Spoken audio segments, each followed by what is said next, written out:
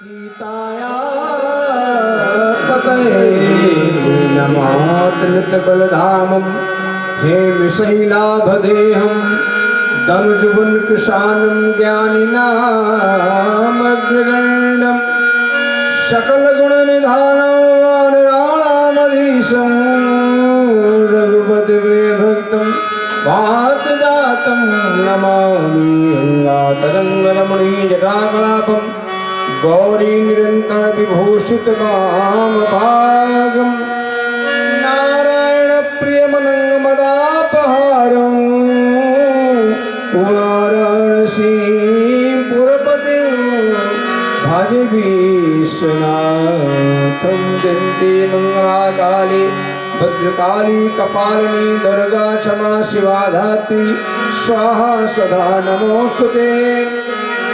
श्री कृष्णं नारायणं वंदे कृष्णं वंदे प्रियप्रियं कृष्णं द्वैपायनो वंदे कृष्णं वंदे प्रकाशितम् हमको मर की सकी देना मर विजय करे दूसरों की जैसे पहले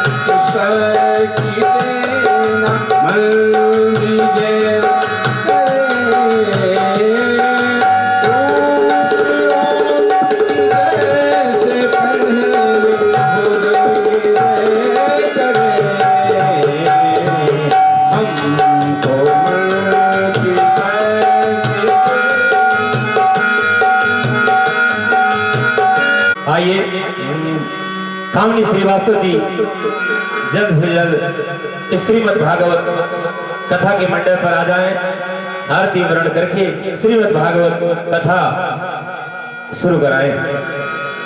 आइए छोटा सा जब तक राधा जी का भजन करते हैं तब तक सारे जजमान आ जाएं।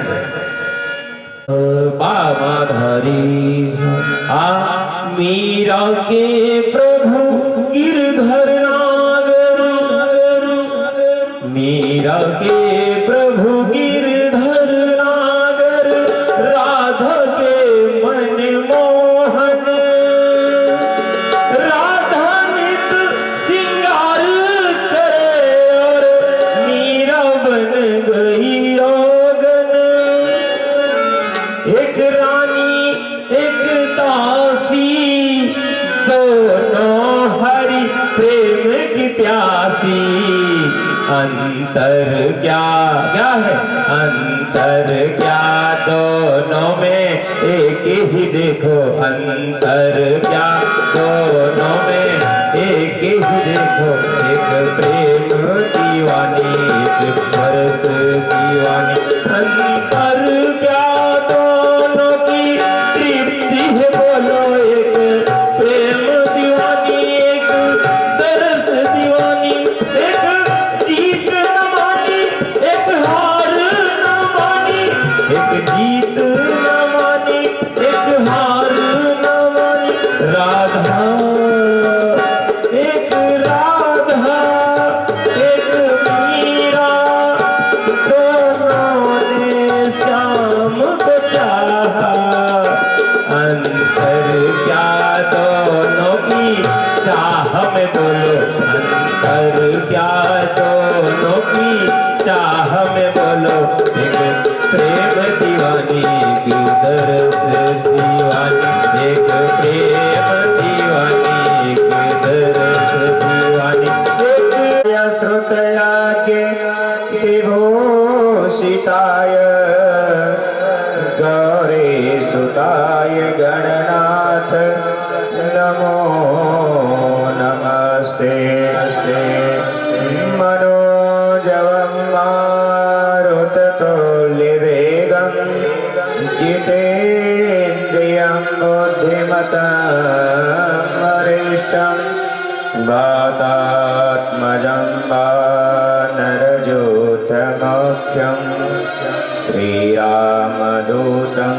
शरणं प्रपद्ये कर्पूरगौरं करुणावतारं संसारसारं भुजगेन्द्रहारं सदा वसन्तं हृदयारविन्दे भवं भवानी सहितं नमामि। आइए ऊपर आइए परिवार के सभी लोग नारायणं नमस्कृत्य नरं चैव नरोत्तमं देवीं सरस्वतीं व्यासं ततो जयमुदीरयेत् सच्चिदानन्दरूपाय विश्वोत्पत्त्यादिहेतवे गणपते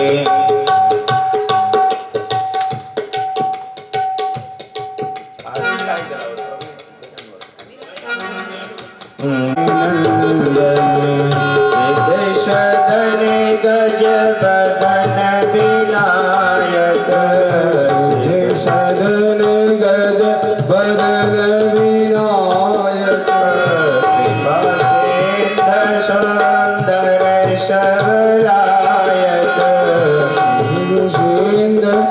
सुंदर सबलायक मोदक प्रिय मोद मंगल दाता मोदक प्रिय मोद मंगल दाता विद्या वारिधि बोधि विधाता विद्या वारिधि बोधि विधाता मांगत तुलसीदास कर जोरे मांगत तुलसीदास कर जोरे बसहु राम सिया मानस मोरे बसहु राम सिया मानस मोरे माता पिता गुरु गणपति शारद माता पिता गुरु गणपति शारद शिव समेत शंभ मुनि नारद। गुरुर्ब्रह्मा गुरुर्विष्णु गुरुर्देवो महेश्वरा गुरुर्साक्षात् परब्रह्म तस्मै श्री गुरुवे नमः तिलकं महापुण्यं पावनासनं महाप्रदहृतं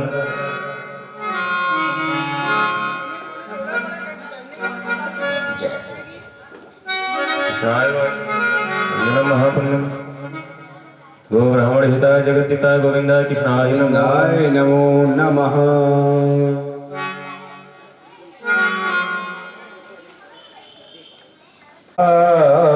नमो नमः। भूसुरे नमः ब्रह्म ब्राह्मण देवते नमः। ब्राह्मण को भूसुर कहा गया है, यानी भूमि के देवता।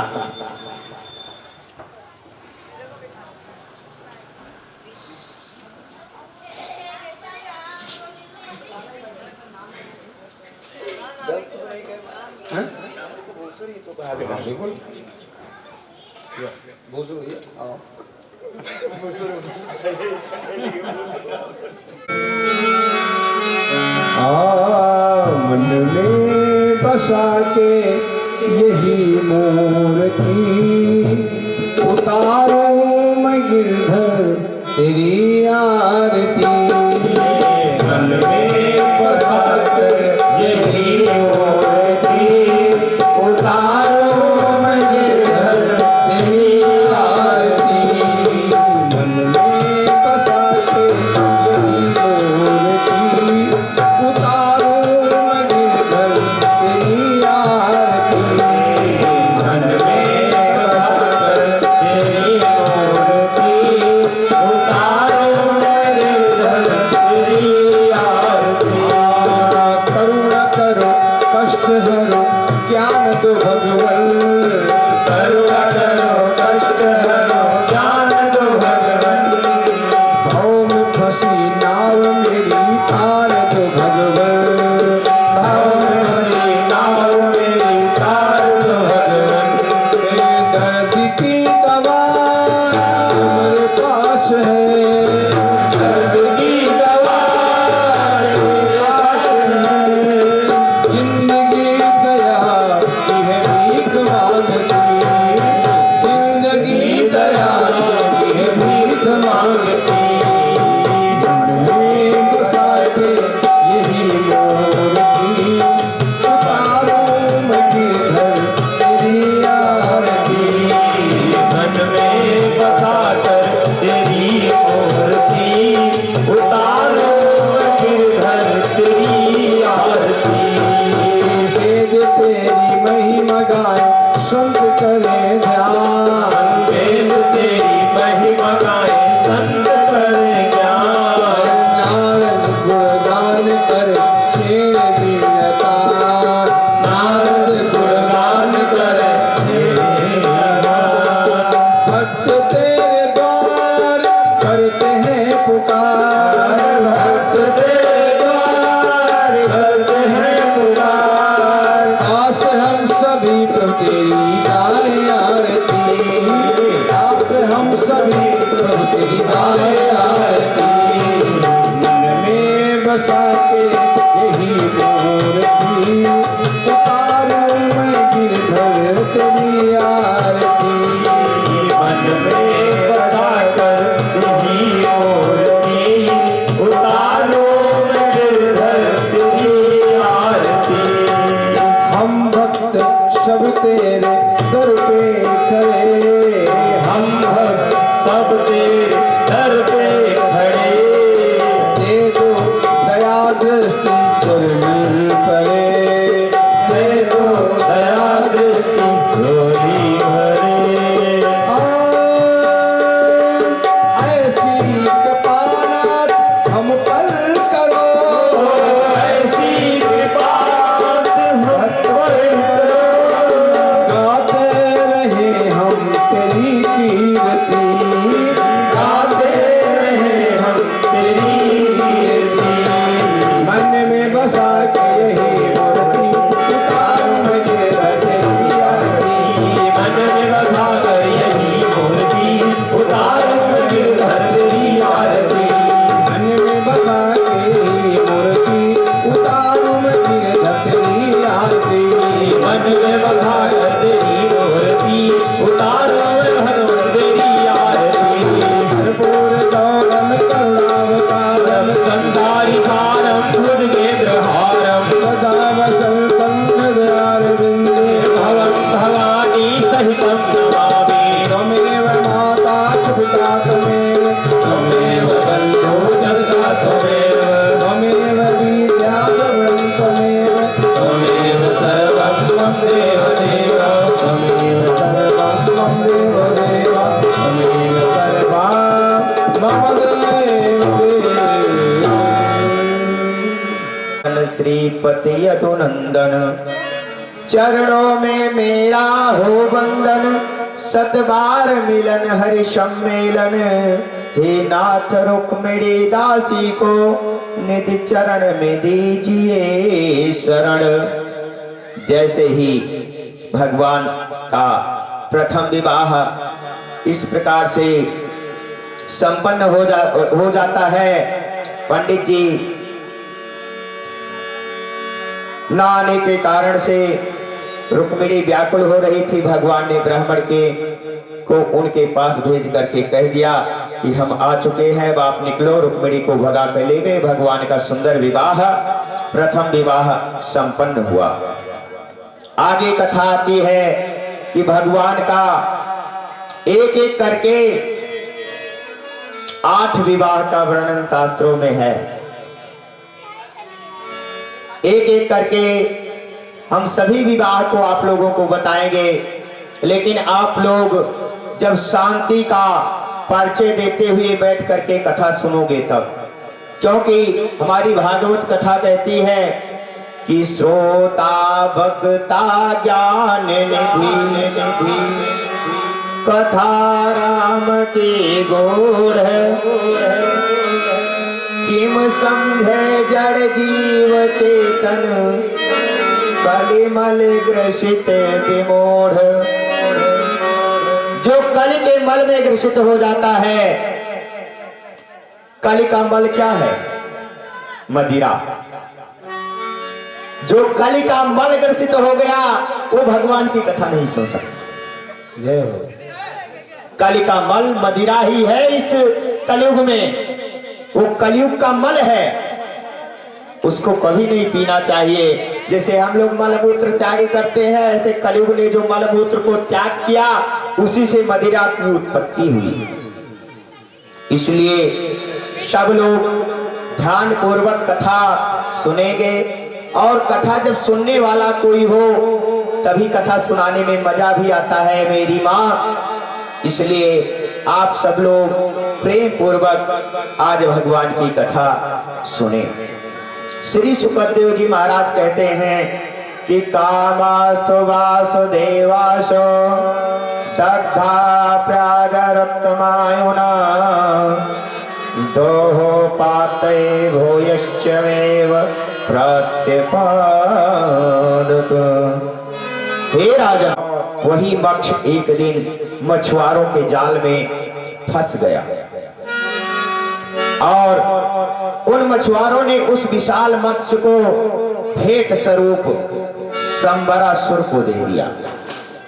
संबरासुर को भेंट कर दिया था। जब उसका विच्छेदन किया गया तो उसके पेट में एक बालक निकला, और वो भी जीवित।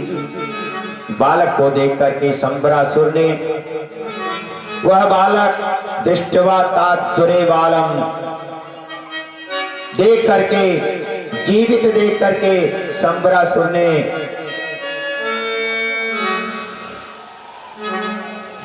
मायावती नाम की स्त्री को, जो वास्तव में रति ही थी, उसको दे दिया। यह रति अपने भस्म हुए पति की प्रतीक्षा कर रही थी। रति कौन थी? कामदेव की पत्नी।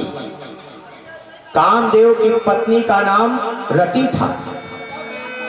रति को जब दे दिया तो यह रति अपने भस्म हुए पति की प्रतीक्षा कर रही थी, जो पूर्व जन्म में शिव जी ने इनको भस्म कर दिया था।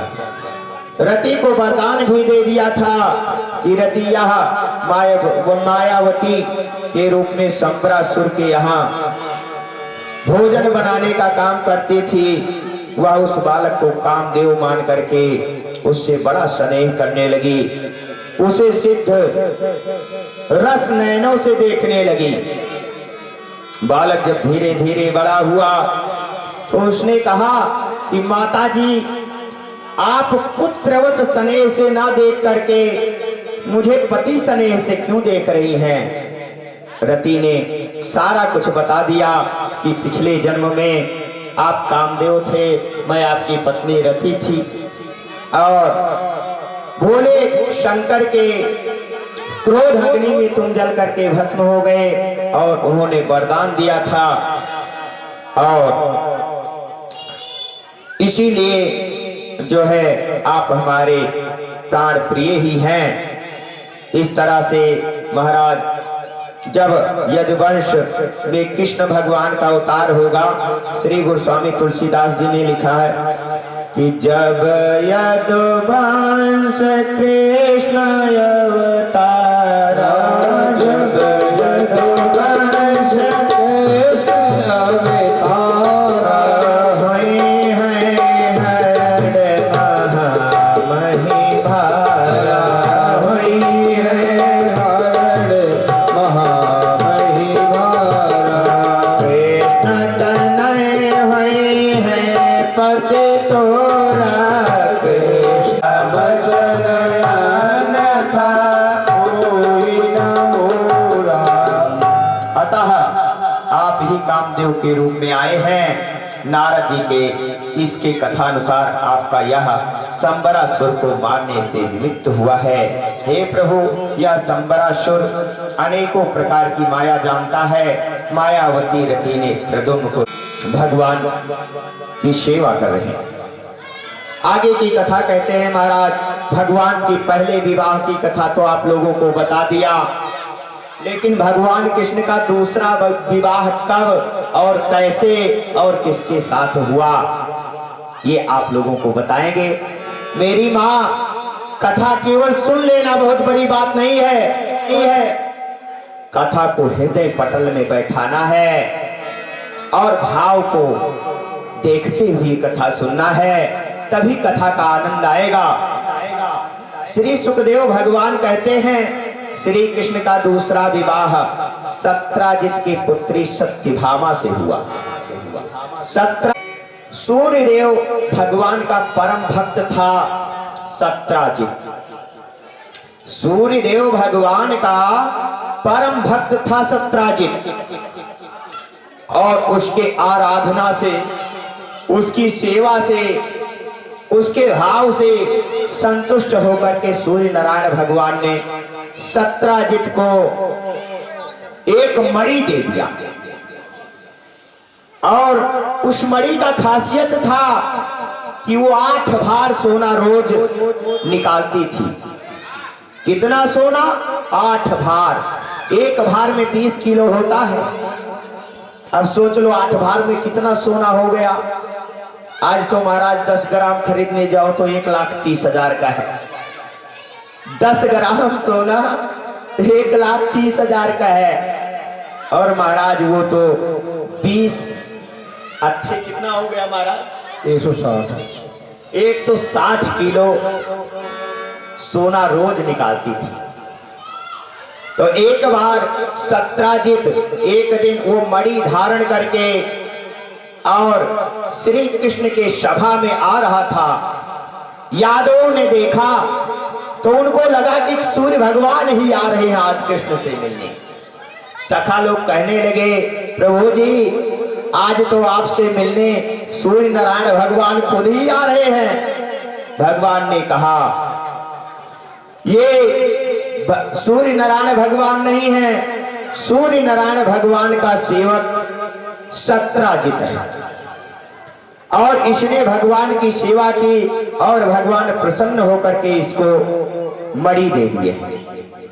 जामवान ले जा करके, उसकी पुत्री का नाम था जामवंती, वो मणि ले जा करके अपने पुत्री को दे दिया खिलौना समझ करके, और उसकी पुत्री जामवंती उसी मणि के साथ खेलने लगी। उधर जब प्रसेनजित कई दिन हो गया वापस नहीं आया, तो सत्राजित ने सोचा कि उसी सभा में हमारे बारे में थोड़ा सा मणि के बारे में चर्चा हुई थी, अवश्य ही श्री कृष्ण ने उसको मरवा करके मणि ले लिया होगा। काजल से काला क्या होता है मेरी माँ? कलंक। कलंक एक ऐसा चीज है कि जो काजल से भी काला होता है। काजल तो छूट जाता है मेरी माँ, लेकिन कलंक जल्दी छूटता नहीं है। जैसे ही ये बात धीरे धीरे फैली सभा में और श्री कृष्ण के कानों तक आई, भगवान कृष्ण ने सोचा कि अब जब तक हम मणि ढूंढ करके लाएंगे, दे नहीं देंगे, तब तक ये कलंक हमारे शरीर से नहीं हटेगा। भगवान श्री कृष्ण मणि ढूंढने के लिए अपने सखाओं के साथ निकल पड़े। ढूंढते ढूंढते ढूंढते ढूंढते जंगल में जुट के कुछ कपड़े, चरण पादुका आदि बिखरे हुए पड़े थे। देखा, समझ गए कि बाघ ने ही हमला किया है। श्री कृष्ण भगवान ने उसके चरण चिन्हों को देखते हुए, उसके चरण के चिन्हों को भगवान देखते हुए जब आगे बढ़े तो थोड़ी दूर पर जब गए तो बाघ भी मरा हुआ पड़ा था। भगवान ने सोचा अब आगे क्या होगा। भगवान ने उसका भी चरण चिन्ह देखते हुए जब आगे बढ़े तो एक बड़ी सी गुफा मिली। भगवान ने ग्वाल वालों को बोला, ठहरो, तुम लोग यहीं रुक जाओ और मैं अंदर जाकर के देख करके आता हूं, और जब तक मैं नहीं आऊंगा तब तक तुम लोग यहीं रहना, अंदर कोई नहीं आएगा। भगवान कृष्ण ऐसा कह करके और जामवान के गुफा में भगवान प्रवेश कर जाते। महाराज जामवान तो उस समय था नहीं, और जामवंती एक उसी मणि को लेकर के खेल रही थी। भगवान ने जैसे मणि लेने का प्रयास किया तो रोने लगी जोर जोर से, क्योंकि अभी किसी बच्चे से कुछ छीनने का प्रयास करे तो वो जिद करने लगता है ना, रोने लगता है। जामवंती जब रोने लगी तुरंत जामवान वहां आ गया। जामवान आकर के भगवान का और जामवान का महाराज 28 दिन तक मल युद्ध चलता रहा। एक ग्वाला दौड़ा दौड़ा आया, मैया यशोदा, तेरो लाला तो गुफा में चल गया और गुफा से आज 5 दिन हो गए मैया, वापस नहीं आया। माता यशोदा रोने लगी और कहने लगी अब क्या करूं। अपने गुरुजी से आदेश लिया। गुरुजी ने कहा इस समय आपको श्रीमद् देवी भागवत महापुराण नमाह यज्ञ करना चाहिए, क्योंकि क्या हुआ भैया, बड़ा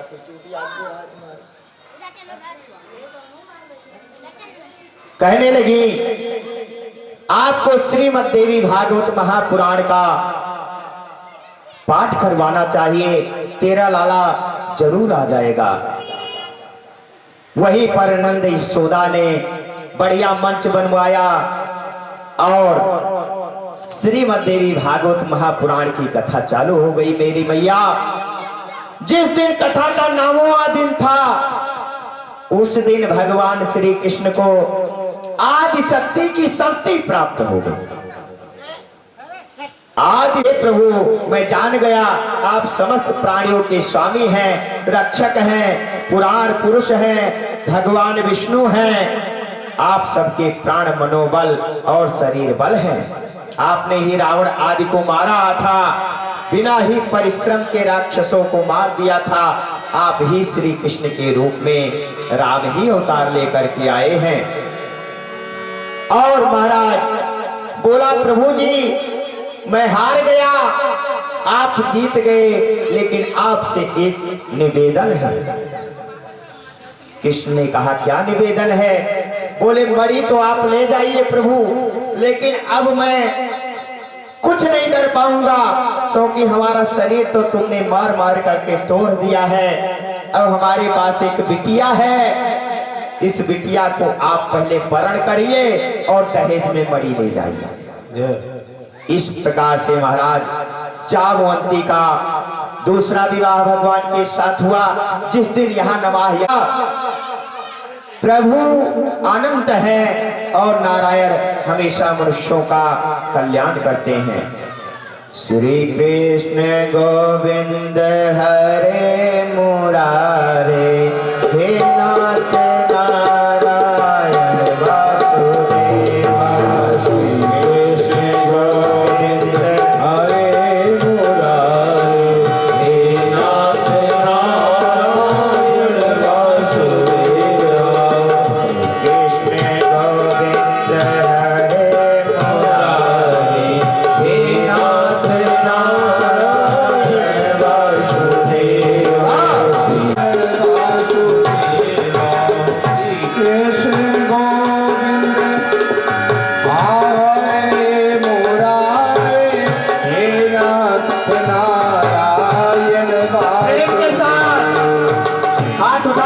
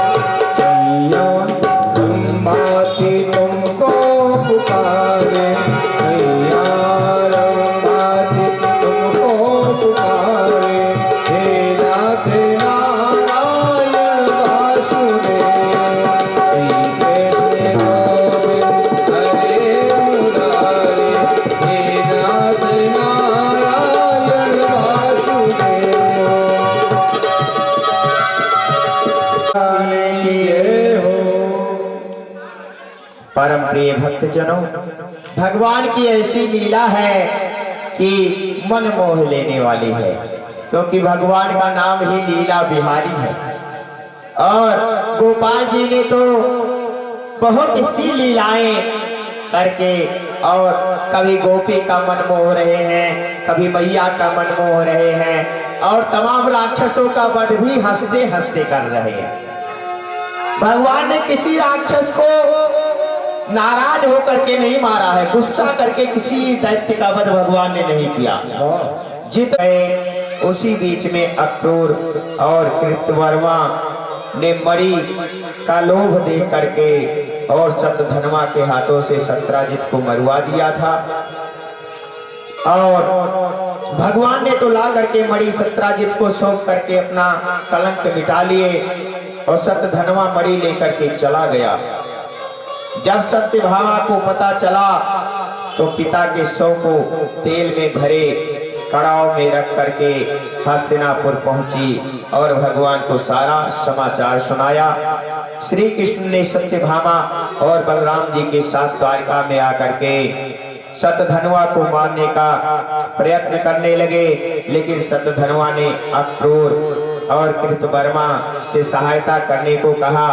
अक्रूर जी बोले, जो महाबली और ईश्वरशाली है, जो गोवर्धन को 7 दिन तक 7 रात तक जैसे बच्चा कठपुल्ले को उठा करके हाथ में ले लेता है, ऐसे ही उठाए रखे थे, उनको मैं नमस्कार करता हूँ।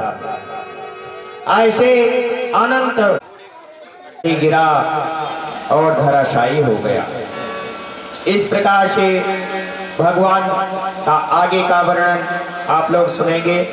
एकदा पांडवान दृष्टो प्रेते प्रकोत्तमं इंद्रपस्तं गतं श्रीमान देव विवृतः।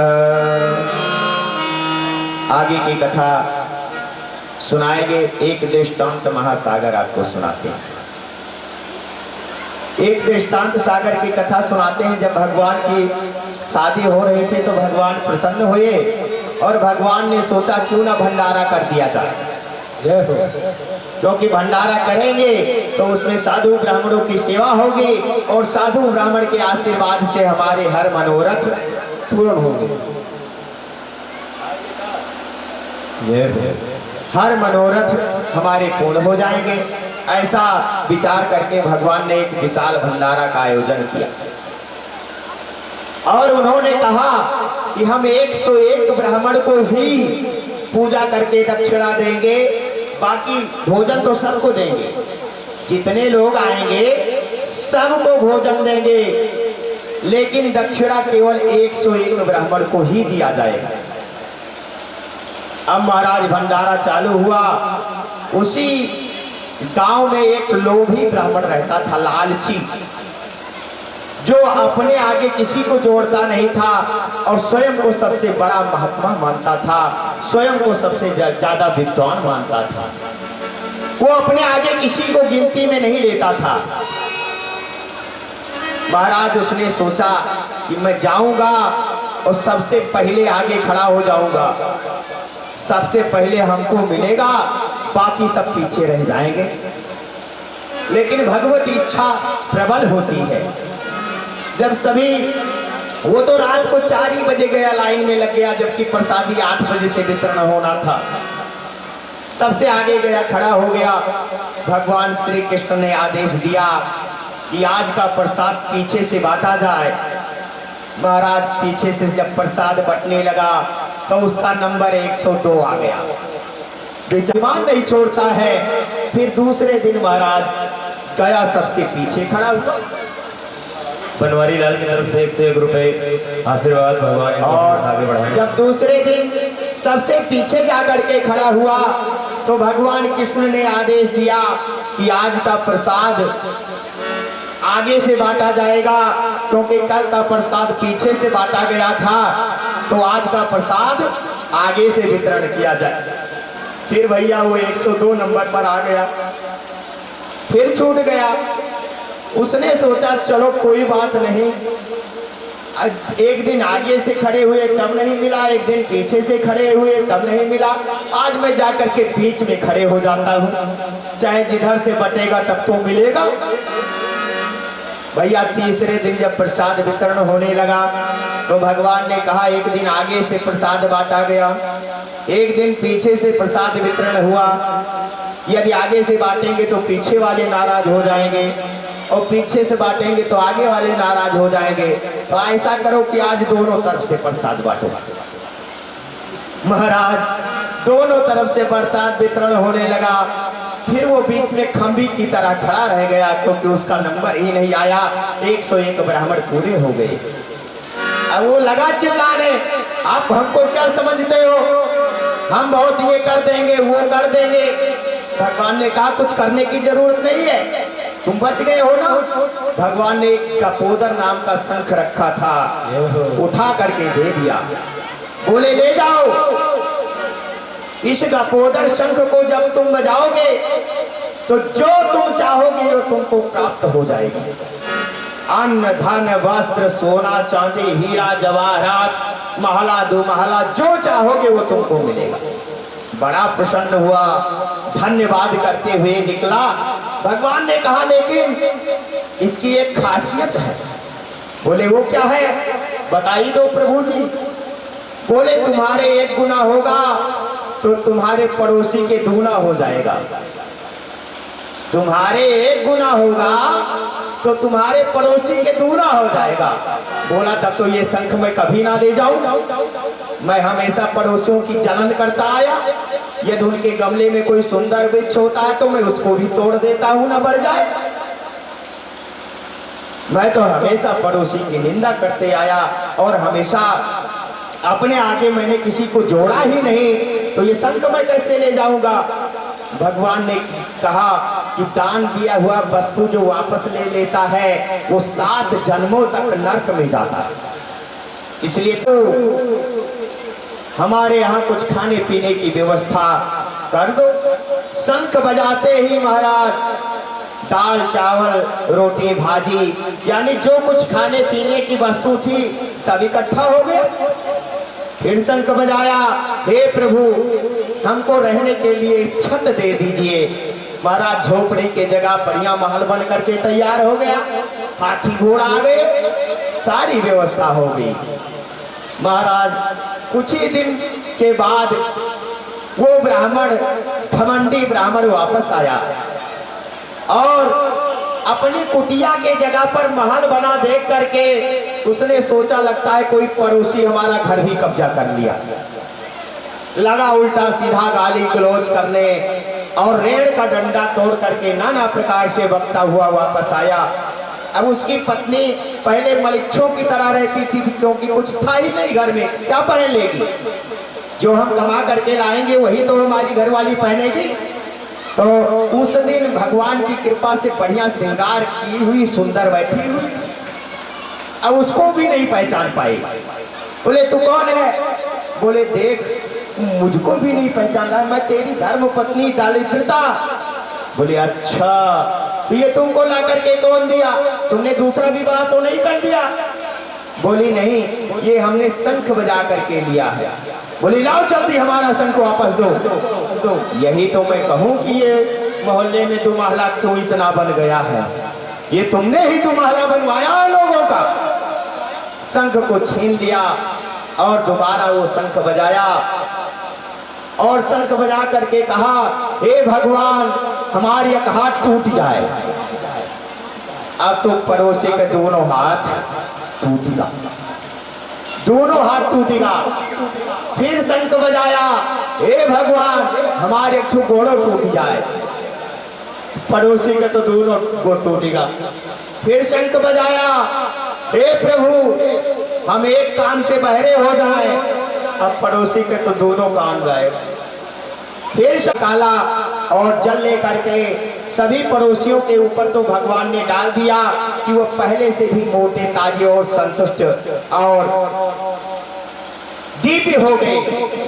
लेकिन इनको कहा तुम ऐसे रहो, क्योंकि जो निंदा दूसरे का करता है, जो दूसरे का अहित सोचता है, उसी के यहाँ लूला लंगड़ा काना बहरा संतान पैदा होती है। ये कोई दृष्टांत सागर की नहीं, ये प्रबल कथा है। और इसीलिए हमको ये विचार करना चाहिए अपने जीवन में कि हमसे कोई अहित ना हो जाए। बोलो सच्चिदानंद भगवान की श्री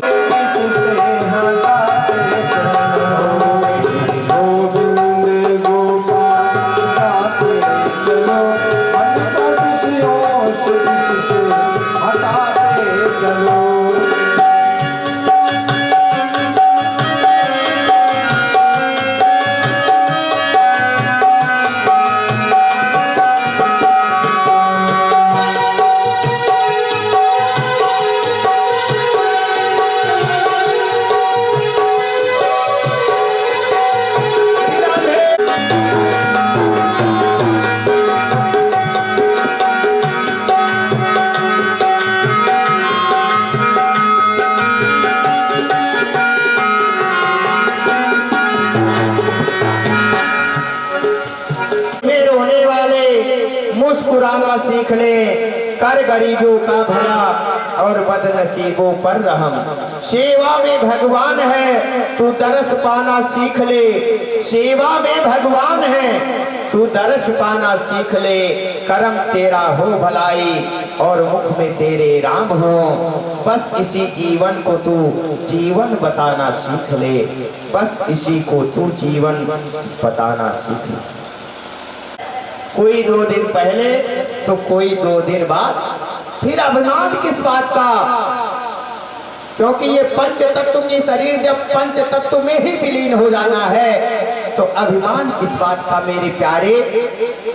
क्या हम कुछ लेकर के आए थे? जब बालक पैदा होता है तो महाराज निर्वस्त्र ही आता है, कपड़ा भी नहीं होता है। तो हमने इस दुनिया में आकर के ही यही सब कुछ बनाया है और यही सब कुछ छोड़ करके चले जाना है। गोस्वामी तुलसीदास जी ने लिख रखा है,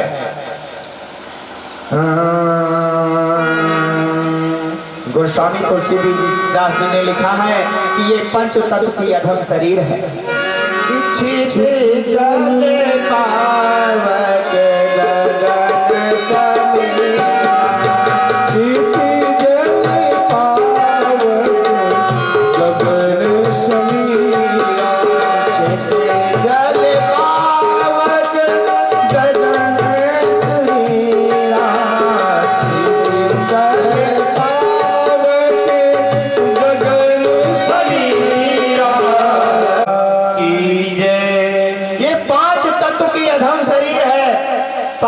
तत्व पांचों तत्वों में विलीन हो जाते हैं मेरी माँ।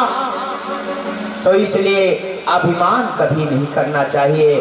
अभिमान सबसे बड़ा कारण होता है। अभिमान करने वाले को भगवान कभी माफ नहीं करते, इसलिए अभिमान नहीं करना चाहिए। आइए भगवान की कथा में आगे बढ़ते हैं। एकदा पांडवान दृष्टो प्रेतान पुरुषोत्तमः इंद्रप्रस्थं गतं श्रीमान् युधावदत्तिवृतः। हे राजन परीक्षित, जब लक्षागृह कांड के बाद में युधान आदि राजाओं के साथ में पांडवों को द्रौपद के घर देखा गया तो भगवान उससे मिलने इंद्रप्रस्थ गए। पांडवों ने भगवान का बड़ा स्वागत किया। भगवान सबसे मिलकर के बड़े प्रसन्न हुए। नववधू द्रौपदी ने भी भगवान से प्रणाम किया। कुंती से श्री कृष्ण भगवान ने प्रणाम किया। और एक दिन अर्जुन और श्री कृष्ण रथ पर चढ़ करके शिकार खेलने को गए। शिकार के बाद में थकान अनुभव होने पर यमुना में हाथ मुंह धो करके जल पिया और यमुना किनारे घूम रही एक युवती को देख करके अर्जुन को उसके पास भेजा। अर्जुन ने उससे पूछा, हे सुंदरी, तुम कौन हो और किसकी हो और कहां से आई हो और क्या चाहती हो? इतना सुन करके कालिंदुवाच अहम देवस्य सवितुर्तिहिता परमेक्षते विष्णु वरेणिं वरदं तपः परमा स्थिता स्थिता स्थिता। हे वीर पुत्र, मैं सूर्य की पुत्री हूँ। अपना पति ढूंढ रही हूँ और अत्यंत तपस्या करके भगवान विष्णु को ही अपना पति बनाना चाहती हूँ। मेरा नाम कालिंदी मेरा नाम है। अपने पिता द्वारा बनाए गए महल में इस यमुना जी में ही रहती हूँ। भगवान के दर्शन कब होंगे और कहाँ होंगे ये तो नहीं पता है।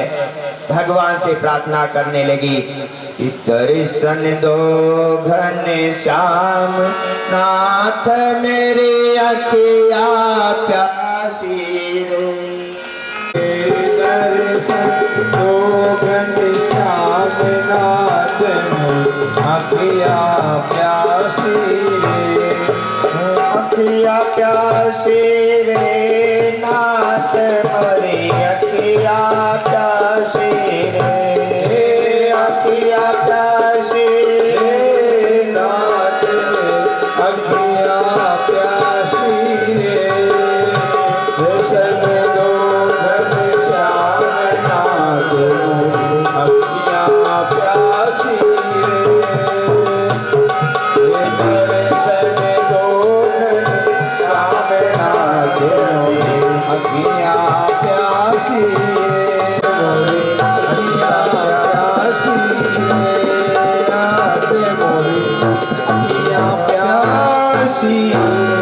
बोल कृष्ण भगवान की। कालिंदी की इस तरह स्तुति करने पर अर्जुन ने सारा वृत्तांत श्री कृष्ण से कह दिया।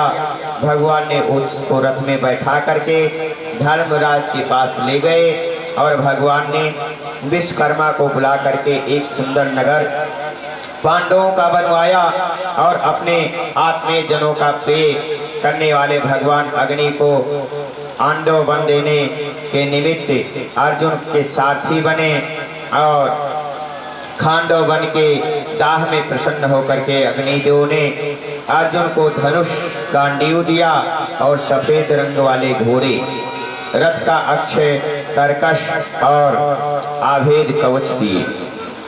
खांडव वन दाह के समय अर्जुन ने मैदानों को बचाया था।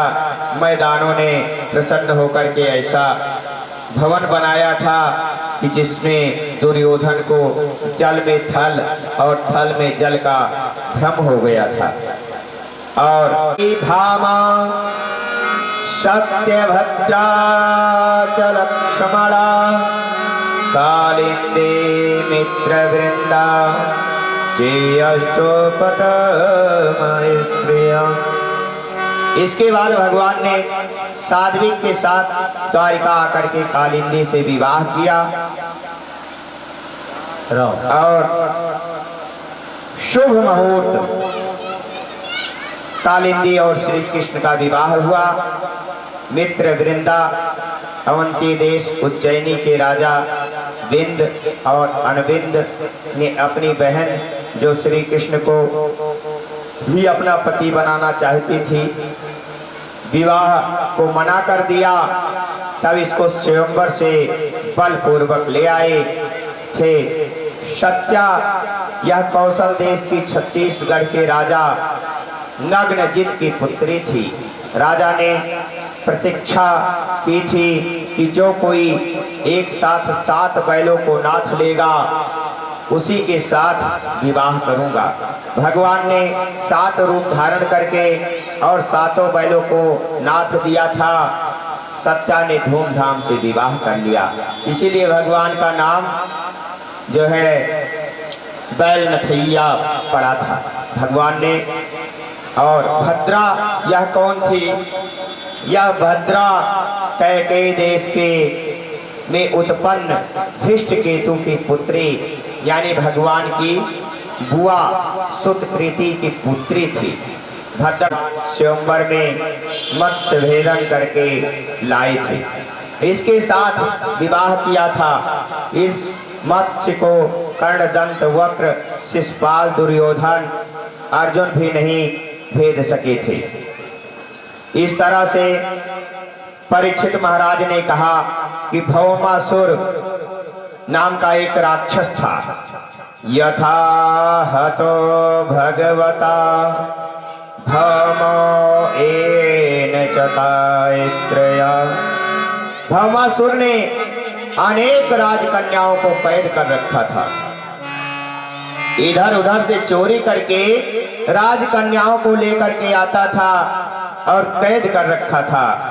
भगवान ने भौमासुर को क्यों और कैसे मारा, ये आगे की कथा श्री सुखदेव जी महाराज सुना रहे हैं। हे राजन, अदिति के कुंडल एवं इंद्र के स्थान की मणि पर्वत को छीन लिया। तब इंद्र के कहने पर भगवान सत्यभामा को गरुड़ पर बैठा करके और प्रयाग ज्योतिपुर पहुंच गए थे। प्रयाग ज्योतिपुर गमन में प्रतिबिंबित अनेक पर्वत तथा चारों ओर स्थापित तोप आदि शास्त्रों, दुर्गों से जल, अग्नि और वायु से दुर्गम था। भौमासुर ने सोचा था कि अब 16,108 हो जाएगी तब मैं इनके साथ विवाह करूंगा, लेकिन 16,100 होने पर ही मार दिया गया था कि कब हो पूरे न भये। नगर के परकोट को गदा से तोड़ डाला और जोर से शंख ध्वनि की। ध्वनि से मूर दैत्य जिनके 5 सिर थे, मूर दैत्य के 5 सिर थे, वह जल के भीतर सो रहा था। उसको नींद टूट गई। भगवान ने उनके मुखों को बाणों से भर दिया। वह तेजस्वी महावीर था। भयानक युद्ध के बाद में चक्र से उसके 5 के 5 सिर गोपाल जी ने काट दिए। इसके मरने के बाद उसके 7 पुत्र ताम्र, अंतरिक्ष, विभावसु, वसु, नभ, श्वान और अरुण भगवान के ऊपर अस्त्र लेकर के वार करने लगे। घोर संग्राम के बाद भगवान ने सबका प्राणांत कर दिया। अंत में पृथ्वी का पुत्र भौमासुर विशाल सेना लेकर के भगवान के ऊपर शस्त्रों की वर्षा करने लगा। गरुड़ पर सवार भगवान ने उनके सारे अस्त्रों को काट दिया। गरुड़ जी अपने पंखों से उद्धामान सुपष्णेन पक्षाभ्या निगन्नता गजान, हाथियों को मारने लगे। भौमासुर ने गरुड़ पर एक अमोघ शक्ति चलाई। अंत में घोर संग्राम के बाद भगवान ने भौमासुर का सर काट लिया और उसका सिर धरती पर गिरते ही ऋषि मुनि जय जयकार करने लगे और भगवान के ऊपर पुष्पों की वर्षा करने लगे। तदंतर पृथ्वी ने आकर के कुंडल वैजंती माला, वरुण का छत्र और महामणि भगवान को दे करके स्तुति करने लगी। पृथ्वी के द्वारा स्तुति करने के पश्चात भगवान ने दुर्ग में कैद 16,100 राजकन्याओं को मुक्त किया। भगवान ने उनसे कहा कि आप सभी अब अपने अपने घर जाइए स्वतंत्र होकर के। कन्याओं ने कहा, महाराज जाने को तो मैं चली जाऊंगी, लेकिन दुनिया वाले हमें दोष लगा करके छोड़ देंगे, कोई हमको नहीं मानेगा। इसलिए हे प्रभु आप ही हमें रखिए और हमारी नैया आप ही पार करिए, क्योंकि आप सबकी नैया पार करते हो प्रभु। आप हमारी नैया आपके ही अधीन है। कन्हैया पार करेंगे नैया, भज मन कृष्ण कन्हैया। पार करेगी नैया, भज मन कृष्ण कन्हैया। अर्जुन के रथ हाथ निहारे, अर्जुन के रथ हाथ निहारे। मन हर मोरई बजैया, कृष्ण कन्हैया पार करेगी नैया, भज कृष्ण कन्हैया। सुदामा तंतुल लाए, कृष्ण सुदामा तंतुल लाए। बड़े प्रेम से भोग लगाए, बड़े प्रेम से भोग लगाए। कहेंगे मैया मैया, भज मन कृष्ण कन्हैया। कहेंगे मैया मैया, भज कृष्ण कन्हैया। पार करेगी नैया, भज कृष्ण कन्हैया।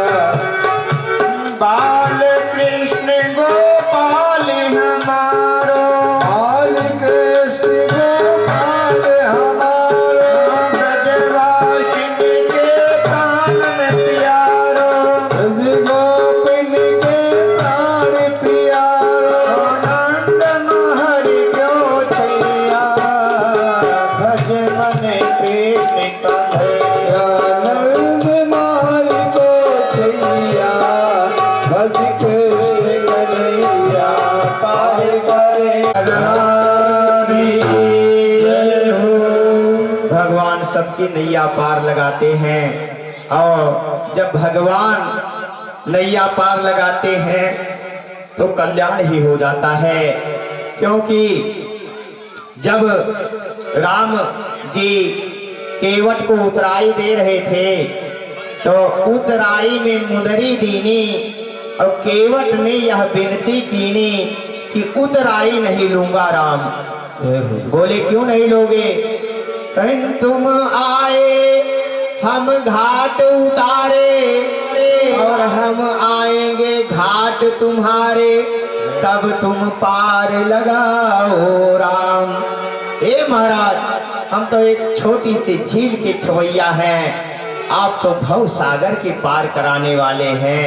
हे प्रभु हमारा खवाई आप उधार रखिए, और जब हम आपके यहाँ आएंगे तो हमको भी पार लगा देना। जम करके बोलिए बाल कृष्ण भगवान की। इस तरह और भगवान के 16,108 रानियां थी। कितनी रानियां थी भगवान के पास? 16,108। यहां तो एक का खर्चा नहीं चल पा रहा है। और भगवान धन्य के भगवान थे जो इतना गोपिकाओं को संभाल रखा था। यहाँ तो एक का खर्चा नहीं पूरा हो पा रहा है। भगवान ने के पास 16,000। किसी का पायल यहाँ पर मिला है, एक बच्चा देके गया है, अपना अपना पैर देख लें। एक घुंघरू वाला पायल है जिसमें 6 घुंघरू लगे, छोटा सा पायल है। जिसका भी है मंच से आकर ले लें। इसको जैसे सुचाक और 4 गुप्त, भद्र चारु और चंद्र, सत्य मामा, भान, सुभान, स्वामिनी, प्रभानु, भानुमान, चंद्रभान, बृहत्तान, अतिभान, श्रीमान और जामवंती से सांब, सुमित्र, पुरजित, सतजित, सहस्त्रजित, विजय, चित्र, केतु, वशमान, दविश, क्रतु, सत्यवीर, चंद्र, अश्वसेन, चित्रगुप्त, वेगवान, वृष, आंक, शंकु, वसु, कुंती और कालिंदी से श्रुत कवि, वृष, वीर, सुबाहु, भद्र, शांति, दर्श, पुण्यामास, सोमरु और लक्षणा से प्रमोघ, गत्रवान, सिंह, बल, प्रबल, उद्रवर्ग, महाशक्ति, शाहभोज और अपराजित और मित्र विंदा से वृक, हर्क, अनिल और गृहेंद्र, वर्धन, सत्राद, महास, पावन, बही और क्षुधि। और रुक्मी ने अपनी पौत्री सूर्या रोचना का विवाह प्रद्युम्न के पुत्र अनिरुद्ध के साथ कर दिया। उस विवाह में शामिल होने को, अनिरुद्ध के विवाह में शामिल होने रुक्मिणी जी, बलराम, श्री कृष्ण, सांब और भोजक नगर के पधारे। रुक्मिणी विवाह तो बहन को प्रसन्न करने को कर दिया, परंतु भीतर से कृष्ण बलराम को नीचा दिखाने की सोचा करता था। विवाह के बाद आयोजन किया। बलराम ने पासे डालना जानते नहीं थे। कुछ दांव रुक्मी जीत गई। तब रुक्मी और उसका मित्र हंसने लगा। बलराम जीते तब बेईमानी करने लगे। ग्वाला अंजलि जुआ खेलना क्या जाने। बलराम ने तो क्रोध करके रुक्मी को गदा से मार दिया और कलिंगराज मित्र के दांत तोड़ दिए। श्री कृष्ण रोचन को लेकर के घर आ गई। आइए, एक लोग थे तो एक बार तो होता होगा, तभी तो सब लोग जा रहे हैं। सब लोग सवारी पर सवार होकर के, रथ पर सवार होकर के अपना अपना वाहन लेकर के जा रहे थे। उसने सोचा यदि मैं सवारी से जाऊंगा तो उसमें जरूर पैसा लगेगा। ऐसा करता हूँ, मैं पैदल ही चला जाता हूँ। सखिया लोग भजन गाते हुए जा रही हैं। बतावा सखी गंगा नहायो के नाए, बतावा सखी गंगा नहायो के नाए, बतावा सखी गंगा नहायो के नाए, बतावा सखी गंगा नहायो के नाए। गंगा नहायो तो काऊ काऊ पायो, गंगा नहायो तो काऊ काऊ पायो। बताओ सखी चप्पल चोरायो के नाए, बताओ सखी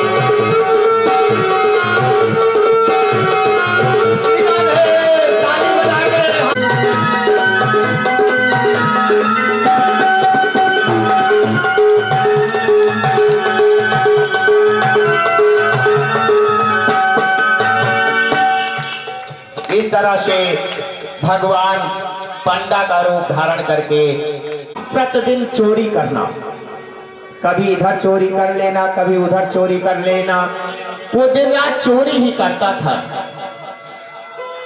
एक दिन ऐसा समय आया कि उसको चोरी में कुछ नहीं मिला, किसी के घर में चोरी नहीं कर पाया। फिर जाकर के देखा कि एक भोले बाबा का मंदिर था। भोले बाबा के मंदिर में कहीं ताला नहीं लगता है, जल्दी पल्ला लगने की जरूरत नहीं है। भोले बाबा का मंदिर जहां आप देखोगे ज्यादातर अधिकांश खुला ही मिलेगा। भोले बाबा के मंदिर में एक बड़ा सा घंटा बांधा हुआ था। उसने कहा जब आज कुछ नहीं मिल रहा है तो चलो आज भगवान का घंटा खोल करके यही बेचेंगे।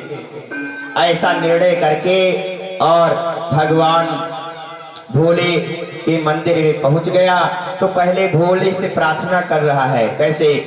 कर दो दीनों के दुख दूर हे बाघंबर वाले, दुख दूर हे बाघंबर वाले, कर दे दीनों के दुख दूर हे बाघंबर वाले, कर दो दीनों के दुख दूर हे बाघंबर वाले। जय हम लोग थोड़ा थोड़ा पीछे हो जाए, बीच में रास्ता बना ले। सुदामा जी आप हो शिव भोले रास्ता बना बीच में। जय हो बाघंबर वाले। और क्या लेके आएंगे और क्या वार्तालाप होगी और क्या आपको बताएंगे, यह चंद मिनट में आपको दिखाया जाएगा। चंद मिनट में आपके सन्मुख भगवान कृष्ण और सुदामा जी हाजिर हो जाएंगे। आप लोगों का मन मोहेंगे, आप लोग साथ दें और थोड़ा शांति का ध्यान दें। बोलिए कृष्ण भगवान की, सुदामा जी महाराज की जय हो। इस प्रकार से प्यारे बंधुओं चोर ने देखे और आशीर्वाद देंगे। बोले कन्हैया लाल की जय।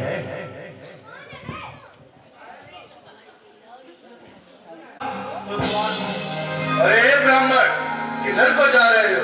जानते भी हो यह मार्ग किधर जा रहा है? यह मार्ग द्वारकाधीश।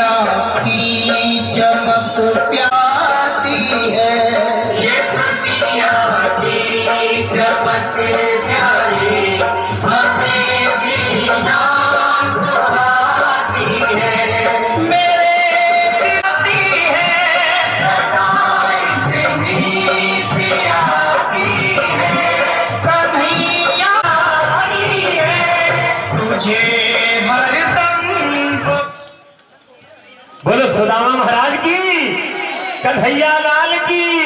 हाथी मेरी आँख में आंसू यही तुमको दिखाते हैं।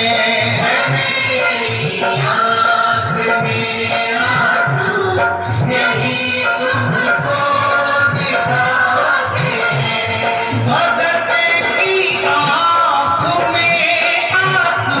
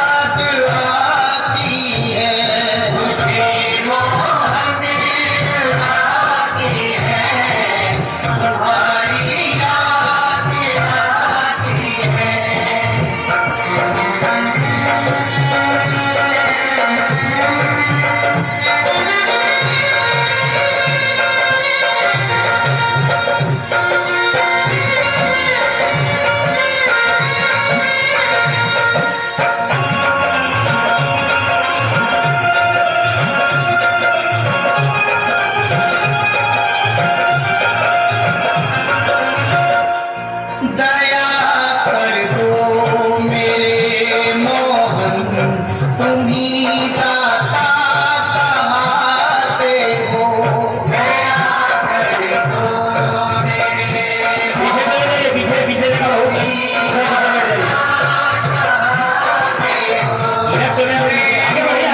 वीर है मेरे, मुझे तुम क्यों रुलाते हो।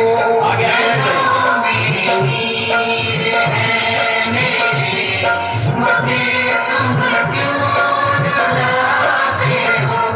चले आओ मेरे मोहन, तड़प अब सह न पाई है। तड़प अब सह न पाई है मेरे जीवन। जानते भी हो यह मार्ग किधर जा रहा है? यह मार्ग द्वारकाधीश श्री कृष्ण के महलों को जाता है। हे विप्र, तुम यहाँ कहाँ भटक रहे हो? ए भाई, जानता हूँ, ये मार्ग श्री कृष्ण के महलों को जाता है। मैं उनसे ही मिलने आया हूँ भाई। यह भी तुम रही, द्वारकाधीश से मिलने का यह कौन सा समय है? महाराज अभी दरबार में नहीं है। अरे पंडित जी, श्री कृष्ण अपने महल के शयन कक्ष में आराम कर रहे हैं।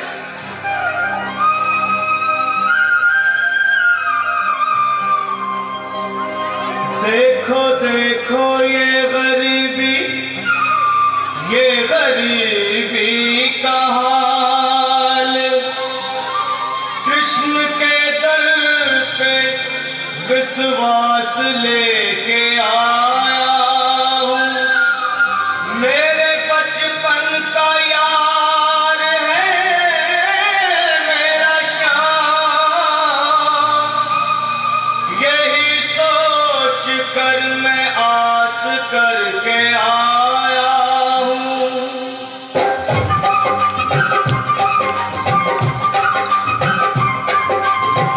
अरे द्वारपालो, कन्हैया से कह दो। अरे द्वारपालो, उस कन्हैया से कह दो कि दर पे सुदामा गरीब आ गया है। इधर पे सुदामा गरीब आ गया है। भटकते भटकते न जाने कहाँ से, भटकते भटकते न जाने कहाँ से, तुम्हारे महल के करीब आ गया है। तुम्हारे महल में गरीब आ गया है। अरे द्वारपालो, कन्हैया से कह दो कि दर पे सुदामा गरीब आ गया है। इधर पे सुदामा गरीब आ गया है। भाई द्वारपाल, मुझ पर दया करो भाई। बस तुम जाकर कन्हैया को ये बता दो कि उनका बाल सखा सुदामा मिलने आया है। मेरे इस फटे हाल पर मत जाओ भाई। तुम बस जाकर मेरा संदेश उस कृष्ण को दे दो, उस कृष्ण को दे दो भाई। क्या हंसी ठट्टा करने को हम ही मिले हैं? तुम ठहरे दीन, निर्धन, फटेहाल ब्राह्मण, तुम्हारे अंग अंग से गरीबी बदहाली छलक रही है। और कहा महाराज श्री कृष्ण, क्षमा करना पंडित जी, हमें अपने प्राणों से हाथ नहीं धोने जो तुम्हारा यह संदेश द्वारकाधीश तक पहुंचाए। न सर पे है पगड़ी, न तन पे है जामा, बता दो कन्हैया को नाम है सुदामा। बता दो कन्हैया को नाम है सुदामा। बता दो कन्हैया को नाम है सुदामा। न सर पे है पगड़ी, न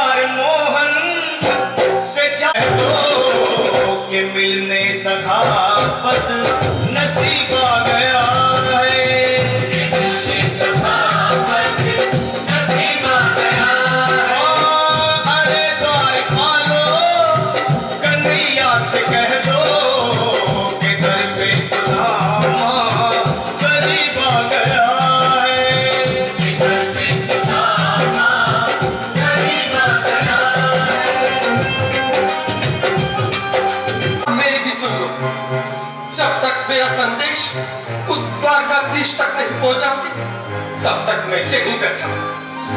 चाहे मेरे भूख प्यास से प्राण ही क्यों न चले जाए।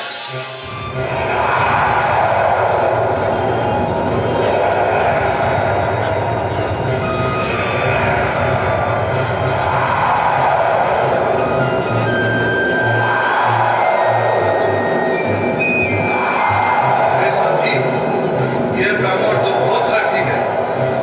हाँ भैया, सुबह से शाम होने को है, पर ये यहाँ से जाने का नाम ही नहीं ले रहा। अरे देखो तो सही, इसकी देह कैसे कांप रही है। लगता है जैसे प्राण हिंदों पर अटके हैं। भगवान न करे अगर ब्राह्मण ने यही प्राण त्याग दिए तो, और अगर ये सच में द्वारिकाधीश का मित्र हो तो क्या होगा भैया? सही कहते हो। अगर ब्राह्मण हत्या का पाप लग गया तो पीढ़ियां नरक भोगेंगी। अगर महाराज का मित्र हुआ तो मृत्यु दंड का भय है। अपनी आने वाली पीढ़ियों को नरक में डालने से तो ये संदेश पहुंचाना ही ज्यादा अच्छा है। क्यों ना महाराज का संदेश पहुंचा दे। ऐसे करो, तुम जाओ भैया। तुम जाओ भैया, तुम उम्र में बड़े ठहरे, मेरी बात तो समझो, तुम ही जाओ। देखो भाई, मैं ठहरा बाल बच्चेदार परिवार वाला, मेरे बूढ़े माँ बाप हैं, तुम ठहरे कुंवारे अकेले। अच्छा, मैं ही जाता हूँ। बिल्कुल थोड़ा थोड़ा रास्ता दे दे, बिल्कुल बीच में। मनोज सिंह जी, आज फिर लीलाधारी के चेहरे पर मुस्कान है। लगता है जरूर कोई नई लीला रचने वाले हैं। द्वारकाधीश की जय हो। कहो द्वारपाल, इस समय कैसे आना हुआ? महाराज, क्षमा चाहता हूँ, पर कारण ही कुछ ऐसा है। द्वार पर एक ब्राह्मण स्वयं को रुक क्यों गए? आगे बोलो। द्वार पर एक गरीब ब्राह्मण स्वयं को आपका मित्र बताता है, आपसे मिलना चाहता है। अपना नाम सुदामा बताता है। सुदामा? क्या कहा? सुदामा? मेरा बाल सखा सुदामा? मेरे बचपन का मित्र सुदामा? सुदामा, मेरा मित्र सुदामा, सुदामा। नाथ, नाथ, वस्त्र संभाले, चरण पादुका तो पहन ले। स्वामी, स्वामी, स्वामी, स्वामी, स्वामी। सुनते ही दौड़े चले आए मोहन, जगाया गले से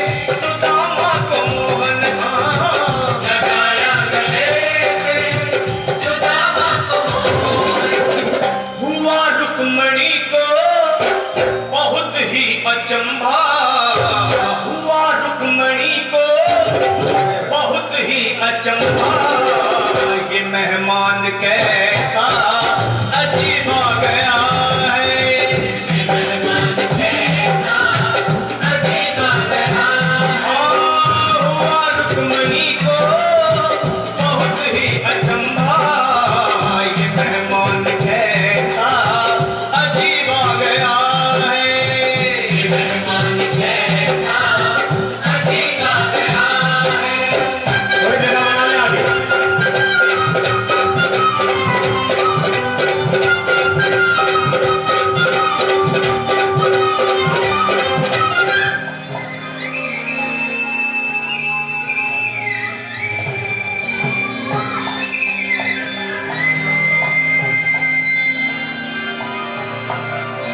आओ सुदामा, आओ, चले आओ।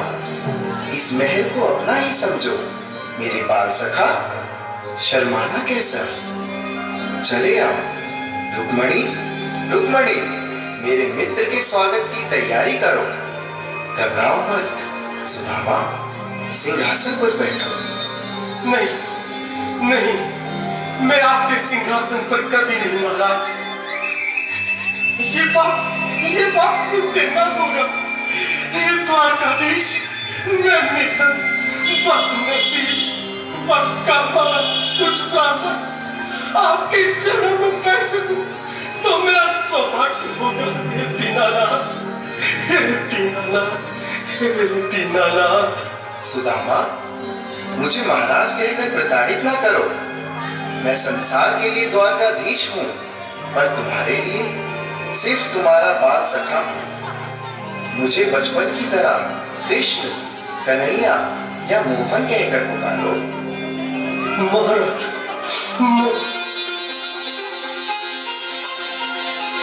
बोलो कन्हैया लाल की। बराबर पे अपनी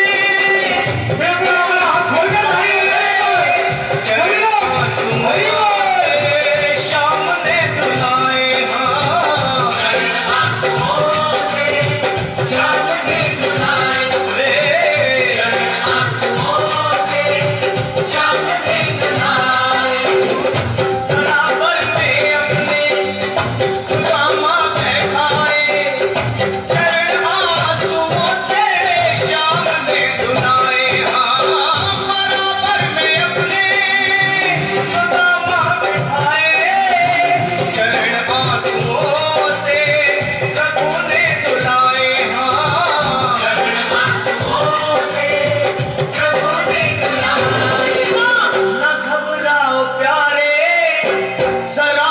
सुदामा, न घबराओ प्यारे, जरा तुम सुदामा।